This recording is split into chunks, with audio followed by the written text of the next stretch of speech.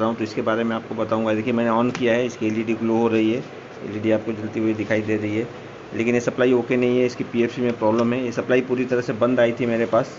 Supply को ध्यान से देख लीजिए, मैं इसके बारे में आपको बता देता हूँ।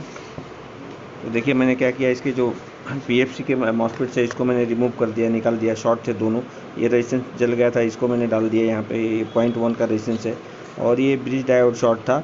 जब ब्रिज डायोड शॉर्ट होता है दोस्तों तो फ्यूज़ भी ओपन हो जाता है, फ्यूज़ भी ओपन था, तो ये मैंने डाल दिया। इसका एसएनपीएस सेक्शन ओके है, वहाँ पे 6 पिन की आईसी यूज़ की हुई है, ध्यान से देख लीजिए, ये आईसी है।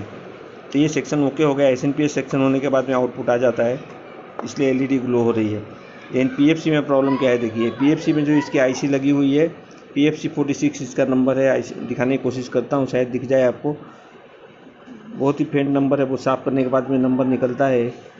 पीएफसी 46 नंबर है इस आईसी का। और ये आईसी दोस्तों मार्केट में अवेलेबल नहीं है, बहुत कोशिश कर रहे हैं लेकिन ये आईसी मिली नहीं है अभी तक। और ये देखिए ये 2 रेजिस्टेंस लगे हैं यहाँ पे, आप देखेंगे रेजिस्टेंस लगे हैं हाई वैल्यू के, इसी से इसकी सप्लाई आती है। और यहाँ सप्लाई आ रही है 150 के आसपास, लेकिन यहाँ वोल्टेज वो 0 हो जा रहा है। ये आईसी डायरेक्ट शॉर्ट हो गई है, तो ये पीएफसी इसका काम नहीं करेगा। जब तक आईसी नहीं मिलती है रिपेयर नहीं होगा। और आगे 2 ट्रांजिस्टर लगे हैं दोस्तों, ये देखिए यहाँ पे, इसमें ड्राइव वोल्टेज सिंगल ड्राइव को डुअल ड्राइव करके, और यहाँ 2 मॉसफेट लगे हैं, दोनों को दिया हुआ है। तो ये सर्किट इस तरह से बनाया है। तो जब ये मॉसफेट शॉर्ट होते हैं तो गेट का रेजिस्टेंस और ये ज़्यादा करके शॉर्ट होने का चांसेस रहता है। तो ये ट्रांजिस्टर दोनों शॉर्ट हो गए थे दोस्तों। तो ट्रांजिस्टर शॉर्ट होने के बाद कभी कभी क्या होता है, ट्रांजिस्टर ख़राब होते हैं, आईसी बच जाती है, लेकिन इसमें आईसी भी शॉर्ट हो गई।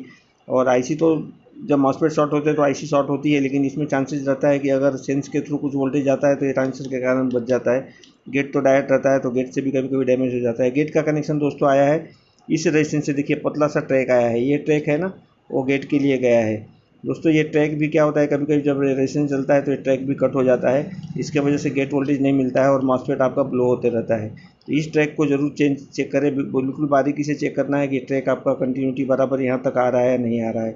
अगर नहीं आ रहा है, ये देखिए रेजिस्टेंस ये यूज़ किया है वहाँ पे, ये शायद 1K का रेजिस्टेंस है, ये गेट के लिए है।